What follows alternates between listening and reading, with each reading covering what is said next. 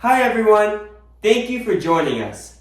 Today I am here with Dr. Samir Shah, an ophthalmologist who owns Beach Eye Medical Group. Thank you for having me, Soham. Okay, let's go on to the questions. First question, what inspired you to pursue a career in medicine? I think I always wanted to help people and serve people when I was younger. My parents were not in the field of medicine. My mom was actually a physical therapist. She was in the paramedical field. And I got my first exposure into medicine with her, along with some of our family friends. Medicine, when I was younger, seemed like a very noble profession, and it still is. You get to help people, you get to improve their lives, and in the process, you get to feel really good about it. Those ideals were the starting points for when I first decided to pursue a career in medicine, along with a little nudge from my parents. That's very interesting. What does a typical day in your life as a doctor look like? There's a couple different formats of my days, and it's either clinic or surgery. Those are the two categories of days that I have. In clinic, it's a very normal day. We start around 8 o'clock and end around 5 o'clock, and we see many patients throughout the day, one after another. We take a small break during lunchtime. Maybe we have a team meeting just to discuss anything interesting or any logistical issues or administrative issues. But other than that, it's basically seeing patients through the day. The surgery day is a little different. It starts even earlier. It starts around 7. And that day is a little bit more physically demanding and mentally demanding because you have to pay a lot of attention to exactly what you're doing. And those days go from 7 a.m. typically till 1 p.m. or so, where we do almost up to a dozen surgeries, or I do up to a dozen surgeries essentially every week. Those are the two categories of days of what things look like. And with ophthalmology, the nice thing is there aren't typically many after-hour emergencies. So you're not getting called after hours to do a lot of things that might conflict with other commitments you have in the evenings or at night. Wow, 12 surgeries? That's insane. Which do you perform more, the clinical or the surgery day? That's a great question.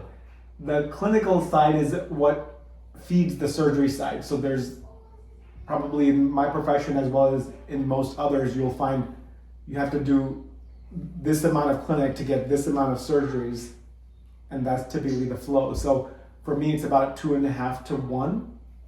Every 2.5 days of surgery, of every clinic day I do and perform, I end up with approximately a dozen surgeries.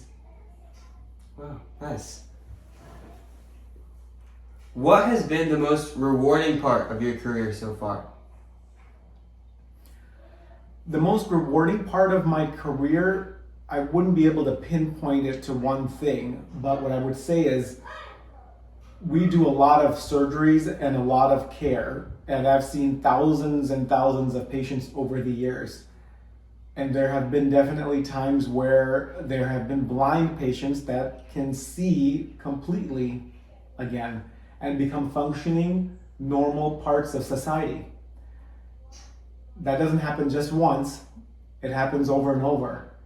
That's the beauty of my field, but that is what is most rewarding. Have you made any relationships with the people you've helped from being blind to now being able to see?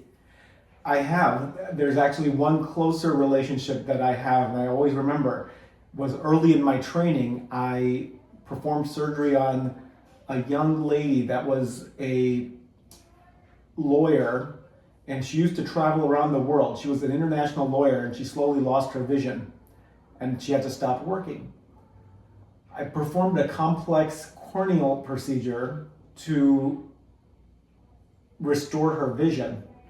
And I did that almost 15 years ago. She came back to see me almost 10 years later. 15 years ago, I performed this procedure in Michigan. And she came back to California to find me and fly in to see me, to tell me how she was doing. And she told me about all the other travels that she'd had since the time she could see again, and all the meaningful contributions she'd made in society. And I was touched because after 15 years, for somebody to look you up on the internet and find you and say, I'm going to fly in to see this person, it was a good feeling. I don't think I've ever felt anything like that before, and I was really honored. That's a very rewarding experience. Absolutely. What are some challenges that people may not realize that doctors face? I would say for ophthalmology, as likely for many other fields that are dependent on insurance reimbursements, constant cost cutting and reimbursement pressures are the main challenges. Because as doctors, you don't get directly paid by a patient, you get paid by the insurance company that the patient is contracted with.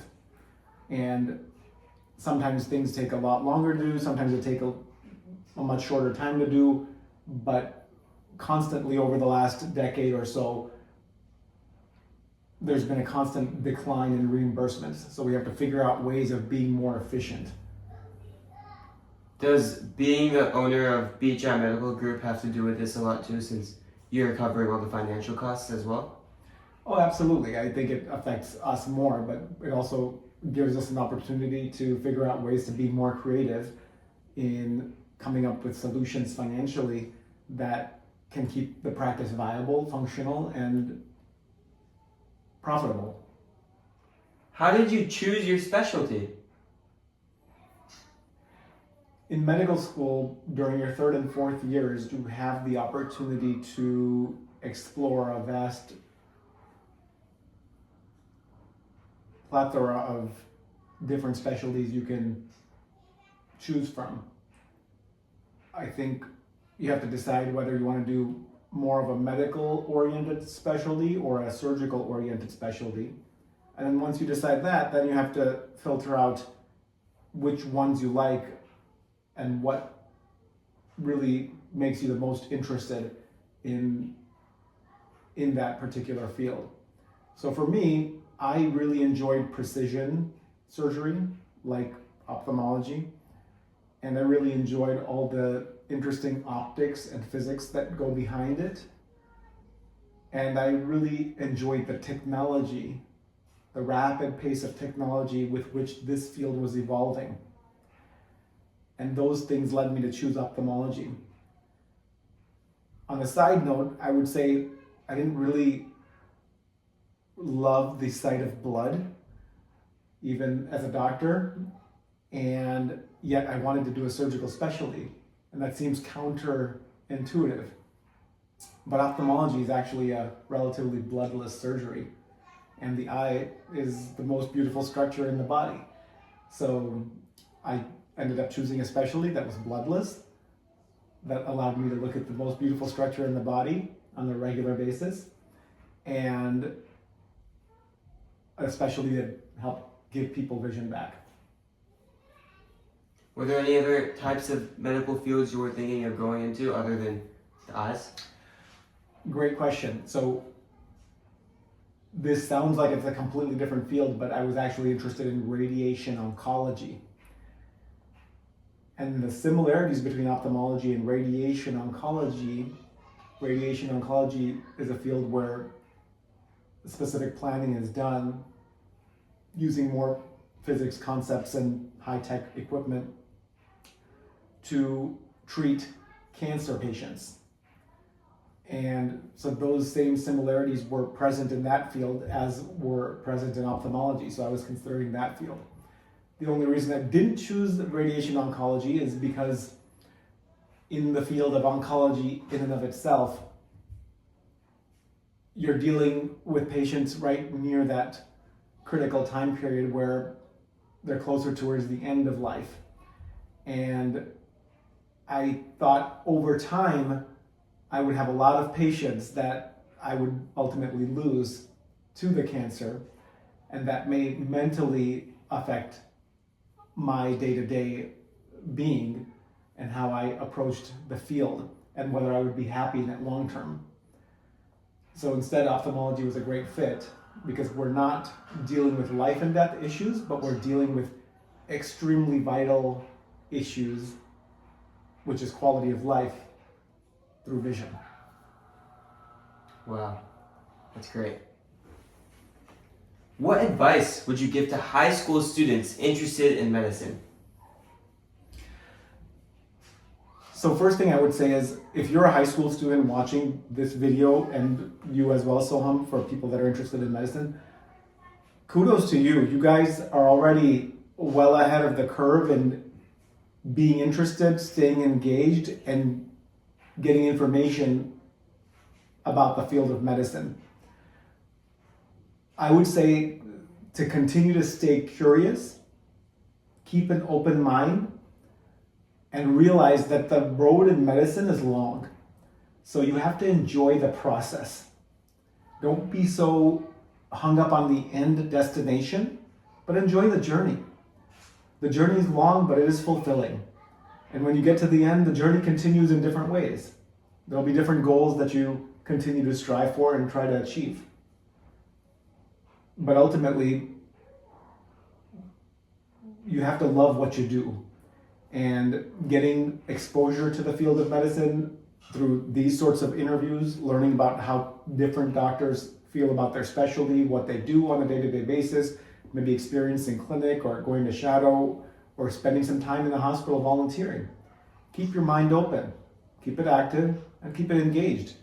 And possibilities that you didn't know existed will come about, and you may find yourself several years from now wearing that long white coat and becoming a doctor. How long did it take you for education in terms of becoming an ophthalmologist? I was in an accelerated medical program, so it took me a little shorter time than normal, but the typical time frame is 4 years of medical school on top of 4 years of undergrad.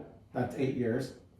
Then depending on the residency, which is kind of like a teaching situation for a particular subspecialty, that residency after medical school can be between 3 years and all the way up to 7 years.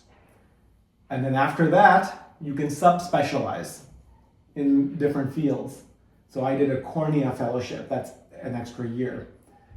And in that cornea fellowship, I got to work with some of the world-renowned surgeons at Johns Hopkins to learn how to do corneal transplants and high-end cataract surgery.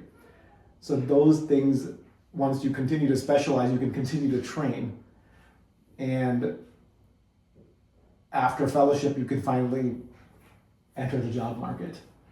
So it's a long road, which is why I say, enjoy the process. Wow. Nice. Okay, well, thank you so much, Dr. Shah. We really appreciate you being here on this podcast. Thank you so much. Thank you for having me, and all the best to all of those listeners that want to pursue a career in medicine. You're going to do great. Hey everyone, thank you for watching our video. For more information, check out the link in the description at healinghandsmentorship.org. Click the link down below for our student interest form, or click here for more videos.